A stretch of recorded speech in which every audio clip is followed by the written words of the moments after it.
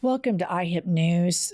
We want to share some devastating news with our listener and our viewer. And when you have a place of employment where you work every day and you have a podcast like this, all you see is us in front of the camera. But there are people behind the cameras that work for us, and it's a small office, and they're your work family. And sadly, somebody that we work with and that we love very much was shot and killed Saturday night in Oklahoma City in a senseless shooting. And his name is Javi Morales Jr., and we called him Javi. And he's worked for me for 7 years since he was a teenager. And he was only 24 years old. And every day when we come in this office, he's happy. And he did everything that you asked him to do with a smile on his face, with compassion, with a joy. And he was never late, not one day to work. If you asked him to come in on a Saturday, he'd say, "No problem, Jen, I got you." And his family, his mother, Starlet, and his father, Javier Sr., and his brothers, his 3 little brothers that he helped take care of, are in agony. And we here at I've Had It Podcast and IHIP News are shattered in a million pieces at his loss. And I guess if you live in America long enough, you hear the stories on the news all the time about people getting shot. And you think it's awful, and you think, why doesn't anybody do anything about guns? And then somebody you love gets shot. And it's important that I tell you that Javi Sr., Javi's dad, works for a company called Live Free OKC. And Live Free OKC is a nonprofit that helps victims of gun violence and helps families so there's not retaliation, and helps people deal with the fallout when they lose somebody to gun violence. And when Javi Jr. was shot, Javi Sr. was dealing with a shootout on the south side of Oklahoma City through his work with Live Free OKC. And all Javi Jr. did was go to a convenience store to get some chips and Velveeta to take to his girlfriend's house so that she could make dinner and they could hang out. And he was the brightest light in this office.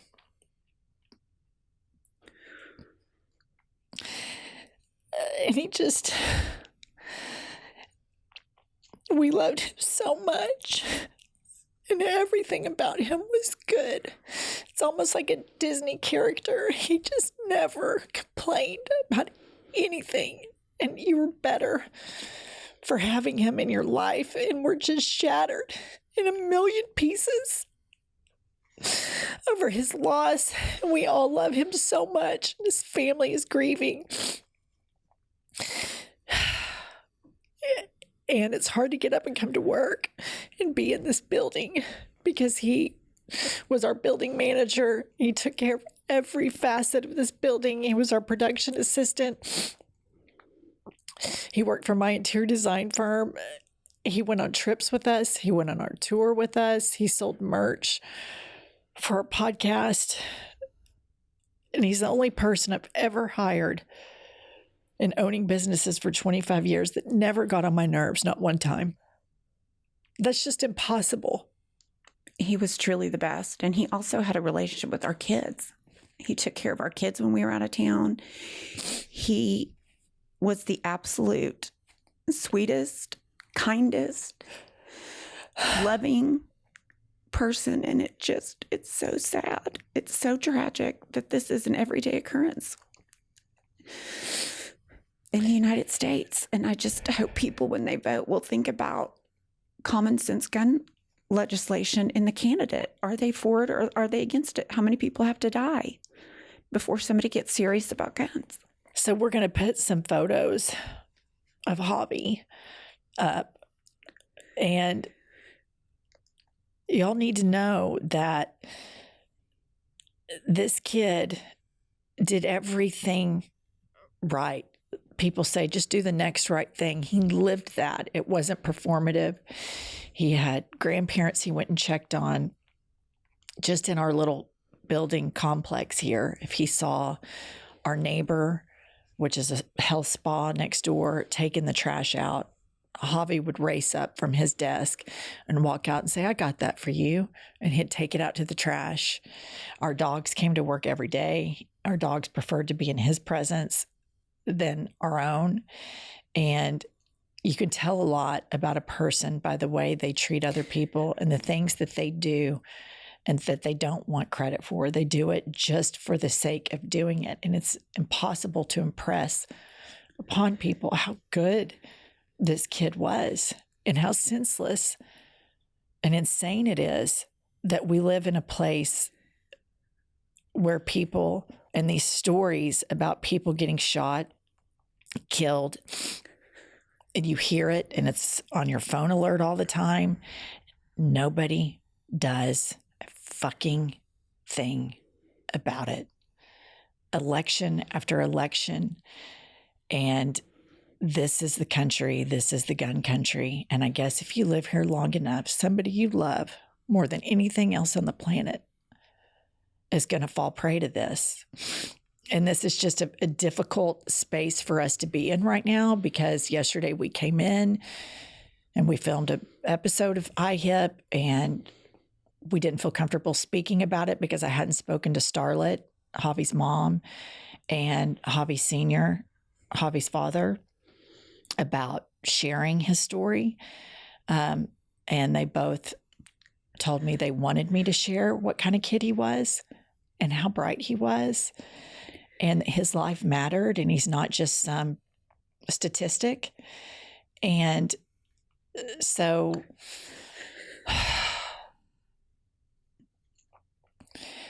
we have to go on with filming. We have to go on with business. Javi would want us to. He would say, he called me J-Dub. He would say, J-Dub, don't be so sad. You got to take care of business. And so we're going to break for our commercial. And then we're going to do what Javi would tell me is, J-Dub, we got to take care of business. And we'll come back and we'll do our regularly scheduled news. But I want everyone to know how special Javi is to us. This show is sponsored by BetterHelp. Pumps, life can be so difficult at times, and you feel out of control and not your authentic self. And this is why I think talking to my therapist with BetterHelp is so valuable, because I'm able to pause, reset, get some perspective, and help me get the skills to move forward with my life. What I enjoy the most about BetterHelp is you can do it from home, and so you're uninhibited about what you say, and you can do it on your schedule. That is truly the most valuable, is being able to do it in the comfort of your own home. Listener, if you're thinking of starting therapy, give BetterHelp a try. It's entirely online, designed to be convenient, flexible, and suited to your schedule. All you have to do is fill out a brief questionnaire, and you get matched with a licensed therapist, and you can switch therapists at any time for no additional charge. Take off the mask with BetterHelp. Visit BetterHelp.com/IHIP to get 10% off your first month. That's BetterHelp, HELP.com/IHIP. Okay, and in the spirit of our beloved Javi and always doing the next right thing, we're going to get back to the news and we're going to take care of business. And yesterday, Hannibal Lecter had a rally. And you guys, it's getting so bad how senile he is. So bad. And I want to play this clip, and I want to tell you that this is not footage from a nursing home or people with, and I don't want to make fun of people with dementia. It's a horrible, horrible thing for the caretakers to see somebody fade away. But just listen to this exchange between Kristi Noem and Donald Trump at a town hall. Anyway, go ahead, please. Yep. Well, sir, do you want to play your song and then greet a few people, or do you want to? Well, you had said you wanted to close with a specific song. Okay, let's do a couple of two more fast questions. So, Justin, how about a couple of really beauties, and we'll sit down, relax. Let me just give you the bottom line, though. Do you want us to play your songs? She's trying so hard. You said you wanted to play some songs? And so what happens after that is they start playing Italian opera, and then they play like 6 other songs. And he stands on the stage for 36 minutes. I don't know if he's having a mini stroke and I don't know that anybody knows what else to do. And he stands on the stage for half an hour, kind of bebopping around. And it's just, again, this is the guy that millions of Americans think is the solution to their problems. What was so amazing to me about this is that, like, a couple people fainted. He blew it off and said something to the effect of, well, you lose 4 or 5 pounds. I'm like, what does that mean? But then he's on the stage doing this whole dance to opera, Sinead O'Connor, and it's just like he's soaking in the adulation. Like, that's the only thing that he cared about. But it's a town hall hosted by puppy killer South Dakota Governor Kristi Noem. And he took 5 questions and then was like, let's play my song. All right. And then we have another clip here when he was not listening to opera. Here is how he answered questions from the audience at this town hall. My question is, what's your plan to help bring common sense back and help small businesses? So, great. The fact is that, they want to get away from gas. And I have friends, they're into the cooking world. I'm not. I just like to eat. But they're into the cooking. And I don't know how you feel. It sounds like they feel that gas is much better than the electric for cooking, right? And they have this thing about, they want to put gas out of business, right? No gas. The amazing thing? We don't have electric in this country, but we have all the gas you can use. We have oil and gas. That's what we have. And even the cars, if you look, they want to go with all electric cars. California's having blackouts every week, brownouts, blackouts, and then they come up with rules and regulation to go to all electric, but they can't even supply what they have. It's so nuts. We're going to get, number one, your utility costs. You heard me say it before. Your costs will be down, and we're getting rid of all the electric. If you want electric, great. And if you want gas, great.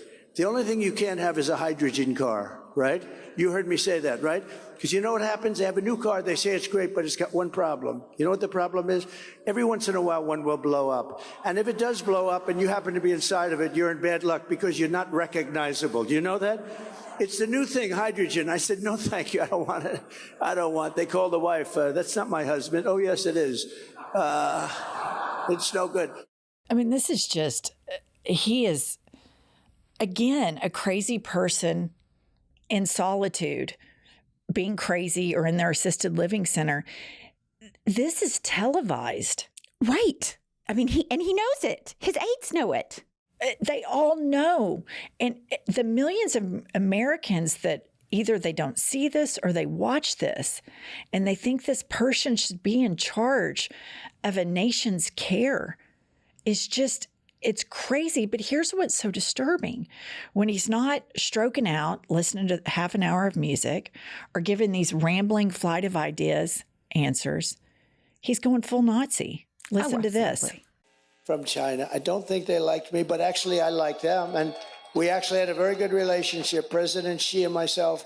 Somebody said, what kind of a man is he? He's a fierce person. He is. He's a very smart guy. I hate to say brilliant because every time I call him brilliant, the press says, he said the president, well, he is a brilliant guy. Got 1.4 billion people. He rules it with an iron fist. And the press gets upset when I say he's a smart man. I would think he's a smart man, but actually, he's somebody that we can't handle. The worst people are the enemies from within. So there he is, the enemies from within. And it's his plan of attacking immigrants, and now he's moved on to attacking people who think differently than he does, which is obviously hundreds of millions of Americans. And his followers hear this Hitler-esque style language, this adoration for dictators, anti-democratic, anti-American rhetoric, and they think, yeah, let's go. They like it. They want to be ruled by an authoritarian. What I think people miss is the reason he admires Xi and he's able to control his people is he does it by fear and intimidation and military on his own country. And Donald Trump said that's what he wants to do. So any questions, listen to what Donald Trump says. All right.